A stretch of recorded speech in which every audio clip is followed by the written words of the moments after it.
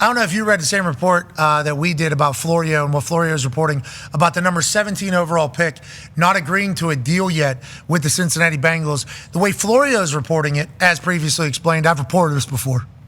Okay? As previously explained.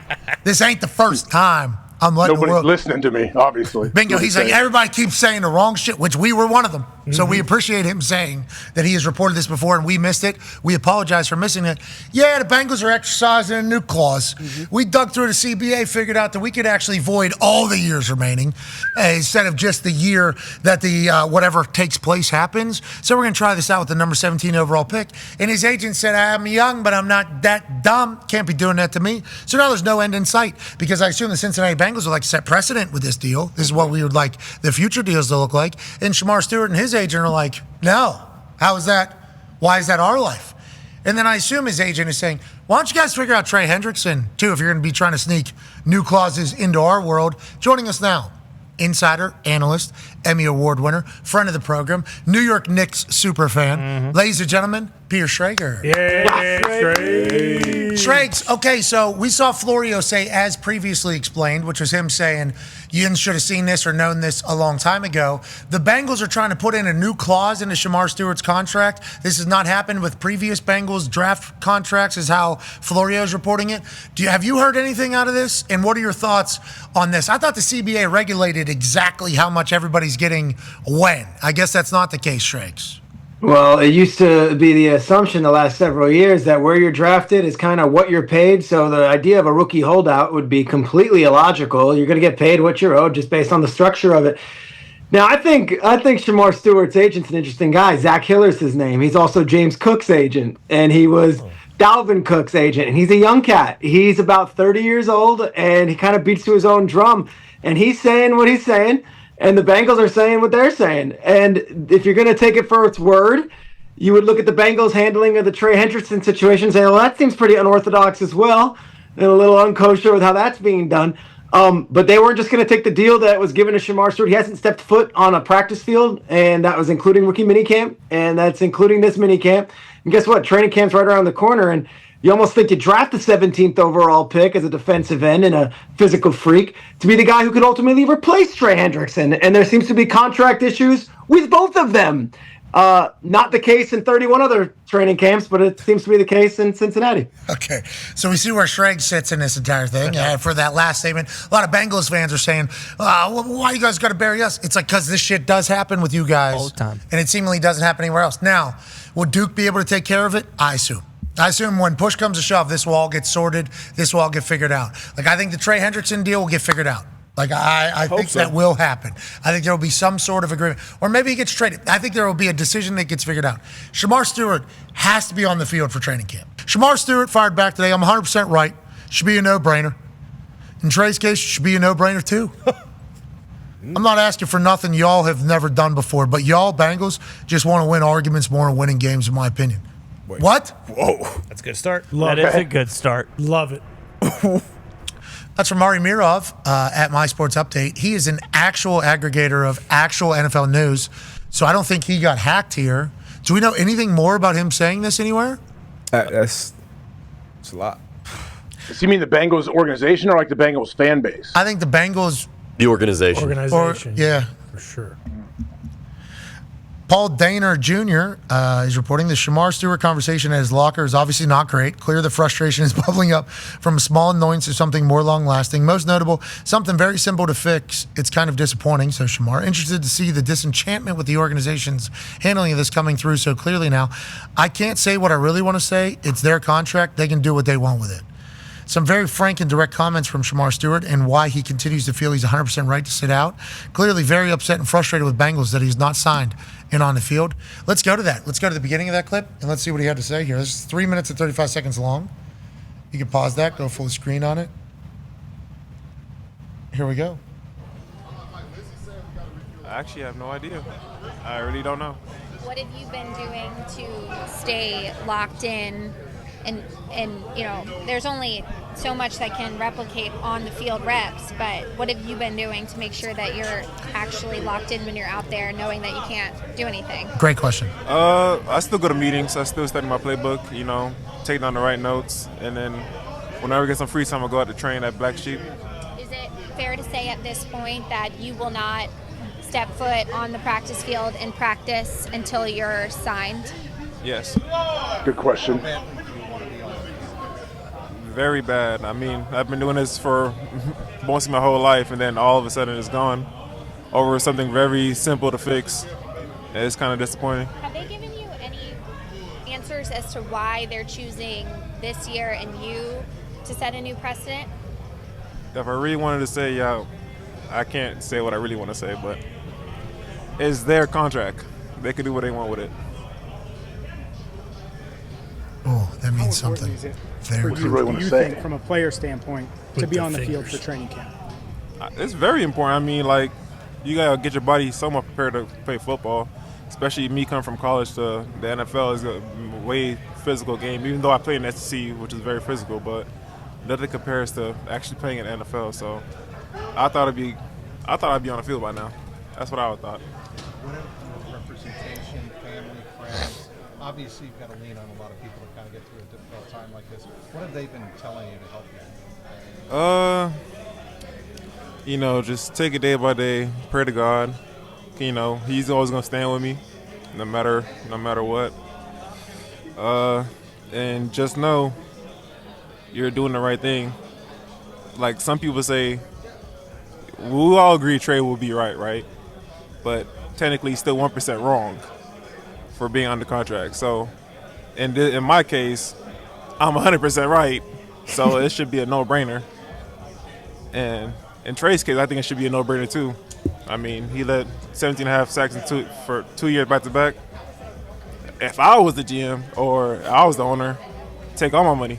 But I guess they don't operate like that. But Have you talked to Trey at all? I talked to him the last time he was here, but other than that, no.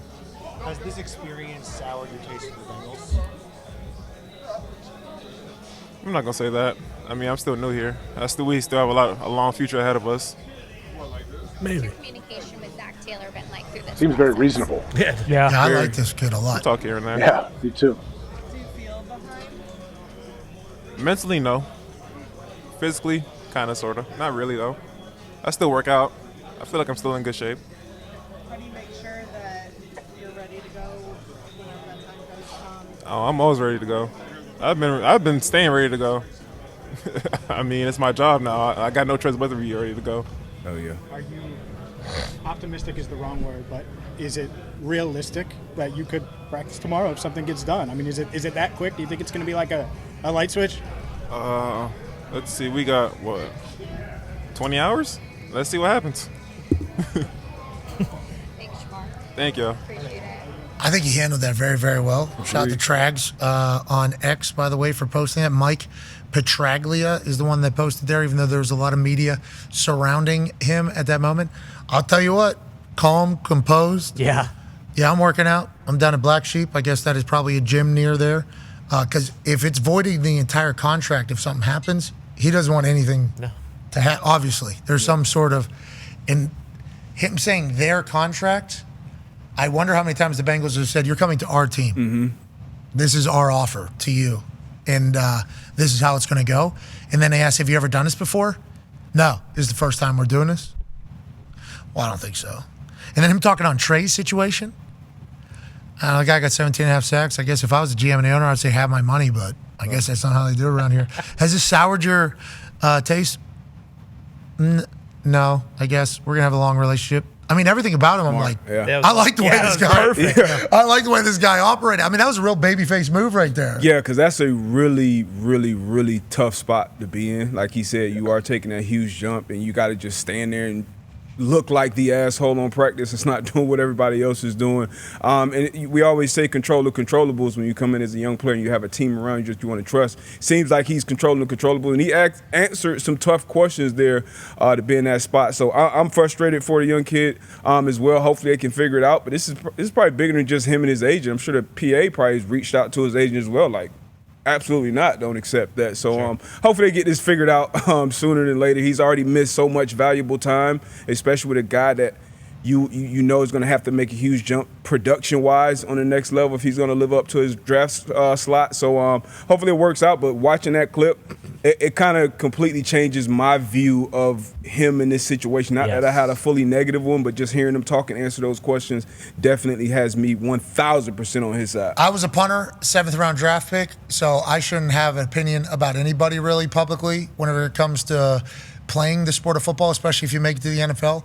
But in my mind, when I heard about this, I was thinking to myself, rook-ass rook, shut up. You know? Yeah. Like, this contract is not the one you're getting rich off of anyways. Like, the next one is the one you want. We need to be trying to get everything we can get done to get to the next contract. That's where you get rich. Like, the first one, obviously, great. But we want to get to the next one. And as a rookie, you are no longer the guy, like, you're in a room full of the guys. I mean, it's a whole new thing. So my natural reaction was like, this dude thinks the NFL revolves around him. He has no idea how this goes. Then I listen to him talk, and I'm like, hold the phone. I love this guy. Yeah. I would like this guy on my team, actually. Why won't the Bengals get it done? I feel like I'm very happy we listened to that. And also, Shemar, hey, stand on business over here, buddy. You stand on your business. I wouldn't want to be a guinea pig for a new clause either, I don't think. Now, how many other teams do this? You know, like that's the next question. Are the Bengals the only team doing this?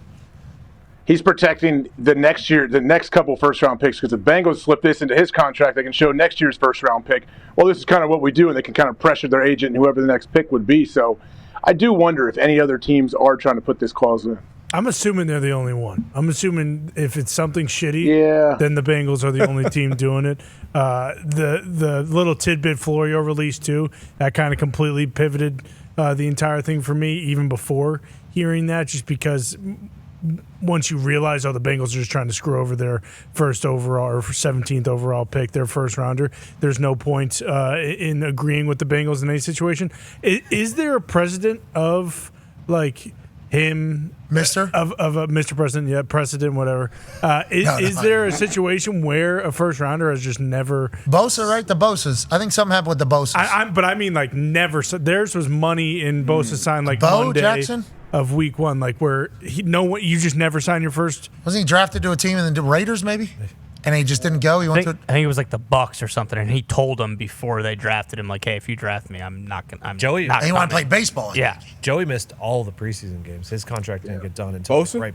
Both of them. I think both so did Nick. Bosas. But I think that's when it's money. That's one thing, because it wasn't their whole dispute was on guarantees of money. Yeah, This one is a clause on future voids. and they were both top 3 picks. This is the 17th. Hey, shout out to the young agent reading through that thing and finding clause. He had to send it. I would assume he sent it to multiple other agencies. Friends, hey, this isn't normal, right? Like, we can't be signing this. You got to remember, those lawyers, too, they'll sneak a clause in there deep, 30 pages, 40 pages in, 20 pages in.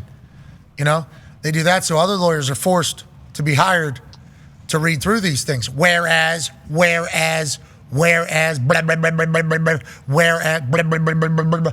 We're 4 pages in, and whereas has only said one fucking thing. But who wants to sit here and do all this? Oh, other lawyers do. So you need to hire another lawyer to deal with the other lawyer. So then lawyers always have what? Work. billable hours. And this agent, and the lawyers that read through it, if it's not him, if the lawyers for the agent read through it, whatever, found it and were like, nope, that's a good deal. Good for them. Yeah. I'm happy they did that.